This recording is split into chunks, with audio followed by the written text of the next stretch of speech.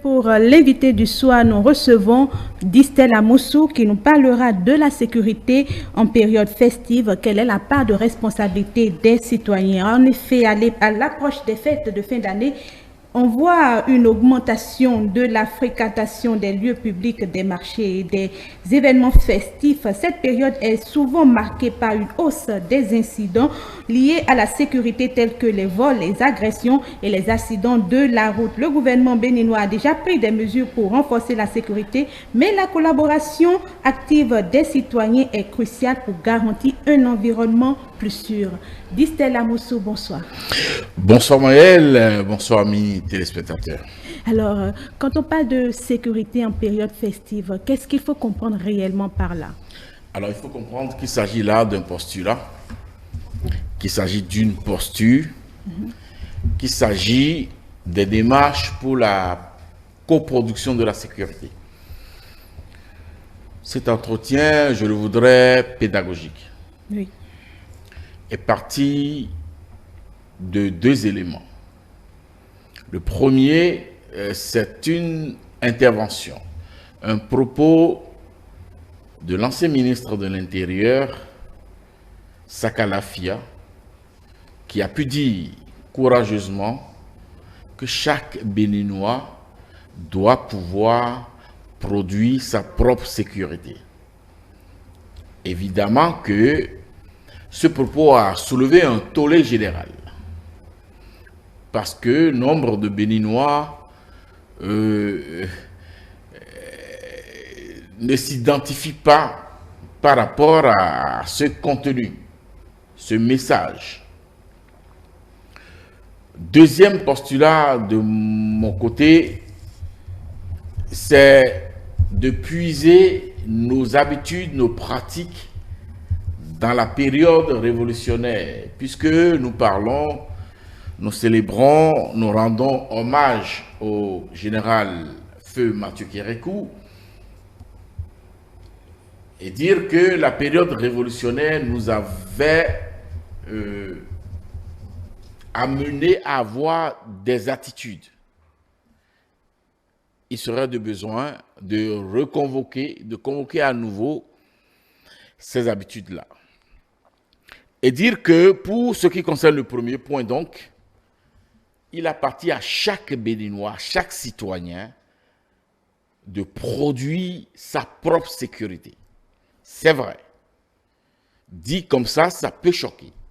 Et ça a d'ailleurs choqué lorsque M. Sakala Fia a pu sortir ce propos. C'était en réalité une invitation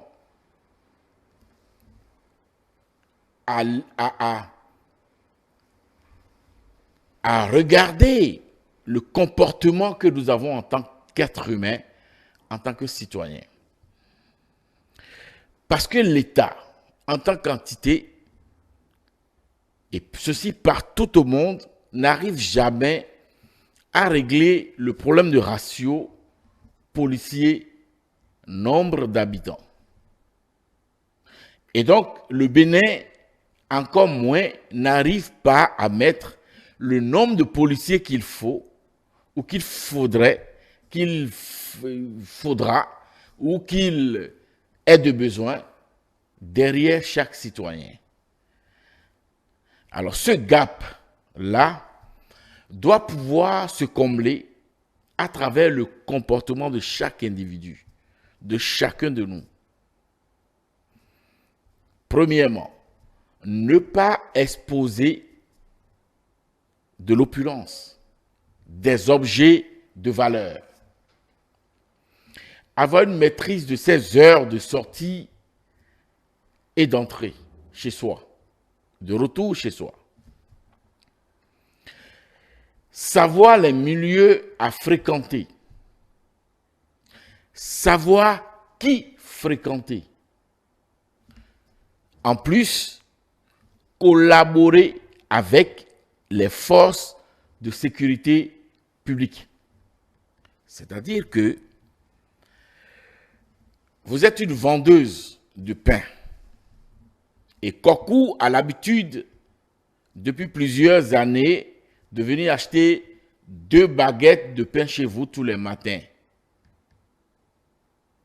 Mais depuis une semaine, Kokou a commencé par acheter 20 baguettes de pain, 10 baguettes de pain. Et ceci s'est étalé sur une semaine.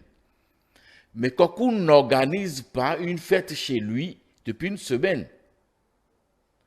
Il faut en informer les forces de sécurité publique pour qu'elles regardent si Kokou a reçu de la visite, quel est le nombre de personnes et ça va être pour combien de temps. La vendeuse du pain qui porte cette information aux forces de sécurité publique a déjà joué sa partition en matière de coproduction de la sécurité. Alors, évitez de sortir à des heures données. Si vous devez sortir, par exemple, de chez vous et être au boulot à 7 heures, 6 heures, 6h30, c'est bon. C'est à partir de 5 heures, c'est déjà des heures à risque. Faites en sorte que votre parcours soit un parcours qui marquerait ou qui marque la présence de personnes. Pour que vous ne soyez pas isolés, pour que vos cris puissent porter, pour que votre voix puisse porter. Et donc, dans cet exercice de l'IEC, je vais rajouter que nos frères et sœurs cambistes doivent, pendant cette période, éviter de s'afficher au bord de nos marchés. Parce qu'ils constituent des cibles importantes. Les conducteurs de taxi moto doivent pouvoir observer des trêves pendant l'exercice de leur métier. 22 heures à 5h30, évitez d'aller dans les ruelles non éclairées surtout. Évitez de s'isoler. Travaillez en équipe. Tout le monde a le téléphone portable aujourd'hui.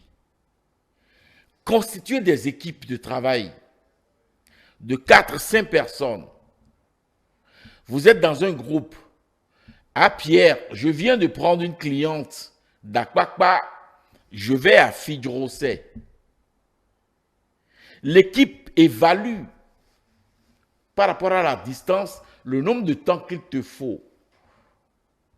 30 minutes, 45 minutes au-delà. Si tu ne fais pas signe, c'est qu'il doit pouvoir alerter, chercher à te contacter et alerter après. Donc, il faut dire que nos forces de sécurité et de défense ont tout intérêt aujourd'hui, dans cette période qui est devenue une période cyclique, c'est-à-dire 3 mois avant les fêtes de fin d'année, au-delà, n'est-ce pas, des patrouilles qui s'organisent et qui sont visibles aujourd'hui, actuellement dans le pays, au-delà de ces patrouilles-là, organiser des séances d'information, de communication et d'éducation. Se mettre en coproduction avec le ministère de la décentralisation, les maires, les élus locaux qui doivent pouvoir mettre à disposition les chefs quartiers, les conseillers de quartier, les conseillers communaux, les maires, les chefs d'arrondissement, pour que cette période soit une période intense d'éducation, d'information. Si vous n'avez pas d'urgence, tâchez d'être chez vous autour de 22 heures, au maximum. Et ne sortez de chez vous qu'à 6 heures, s'il n'y a pas de contraintes professionnelles. Mais s'il n'y a pas de contraintes de santé, s'il n'y a pas de contraintes socio-culturelles, mais lorsqu'il devrait avoir Donc, lorsque vous devriez vous retrouver dans ces cas de contrainte, prenez toutes les dispositions à ne pas être isolé, à ne pas être coupé de vos proches. Et donc, ce faisant, nous allons pouvoir ensemble, petit à petit, créer, n'est-ce pas, cet élan de coproduction de la sécurité. J'avais convoqué à l'entame de cet entretien la période révolutionnaire. Oui, pendant la période révolutionnaire, tous les quartiers, les carrefours, sensibles des quartiers de ville et de villages, tous les carrefours sensibles des quartiers de ville et de villages étaient occupés par de jeunes volontaires, de jeunes révolutionnaires à l'époque, où des fouilles systématiques se faisaient. Je vais vous citer une anecdote. Nous sommes ételés et logés dans le quartier Figueroa. L'épouse d'un commissaire de police a été charcutée à domicile. Je tais son nom. Je tais le nom du commissaire. Il va se reconnaître. Les habitants de Figueroa de cette époque reconnaîtront. Son épouse a été charcutée à domicile par des voleurs qui sont rentrés dans la maison du commissaire. Quel culot, dirait-on. Le commissaire était en poste, était au service. Mais son épouse a été charcutée à la maison par des gens visiblement qui connaissaient les lieux. Mais la dame, malheureusement, s'était réveillée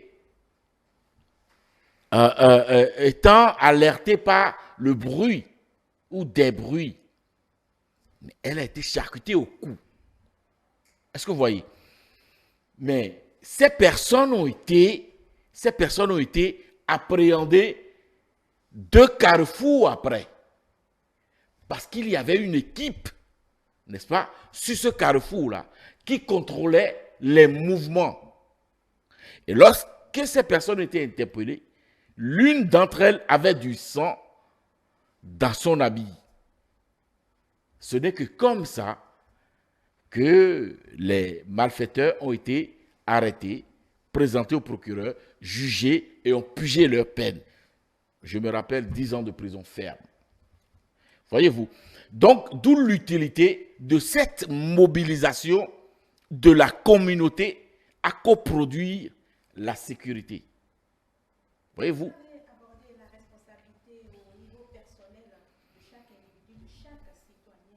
Qu'en est-il alors des événements officiels qu'organise par exemple le gouvernement et auxquels doivent participer un bon nombre de citoyens en fin d'année? Quelles sont les mesures? Est-ce que là, la responsabilité des autorités également n'intervient pas?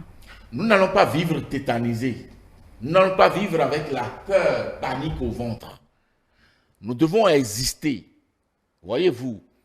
Mais il s'agit, lorsque vous décidez de participer à ces événements, de prendre vos dispositions personnelles, outre les dispositions classiques que l'État prend.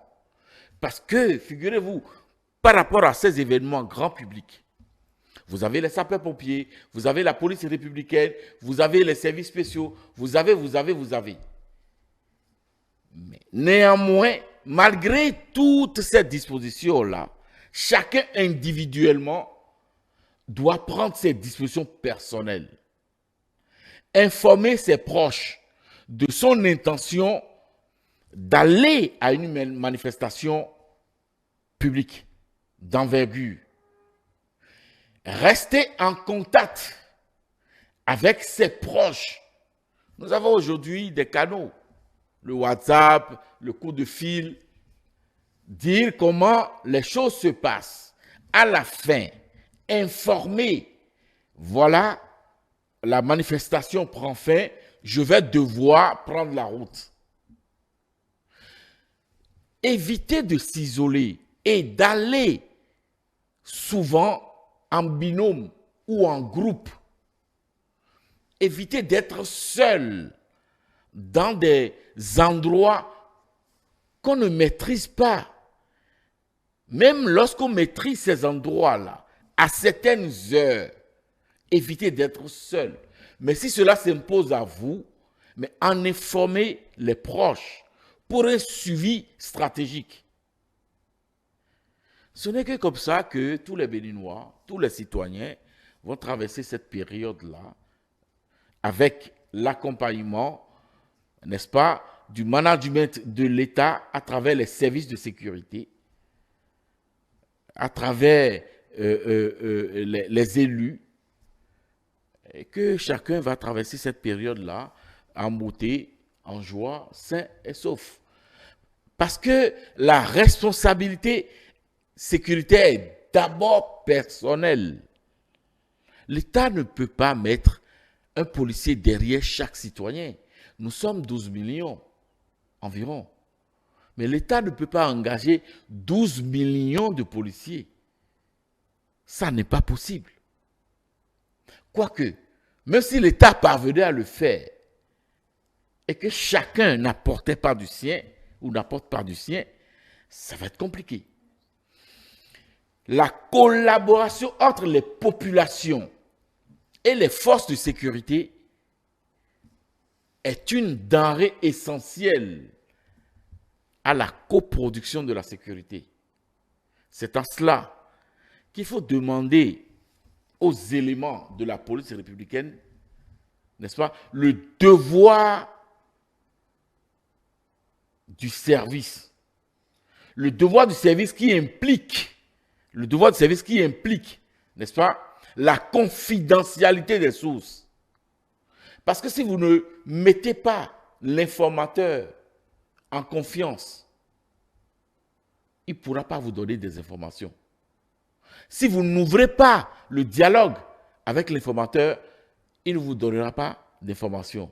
Et pour finir, et cela relève de la responsabilité, n'est-ce pas, du gouvernement, des responsables de la hiérarchie de la police républicaine, le meilleur flic, le meilleur commissaire de police, le meilleur commissaire d'arrondissement, le meilleur officier de police judiciaire, c'est celui, oui, qui connaît, qui maîtrise les procédures, mais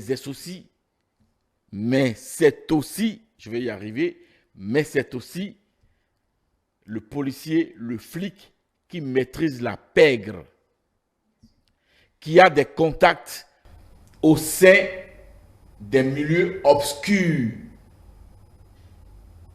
qui sait parler le langage de la pègre.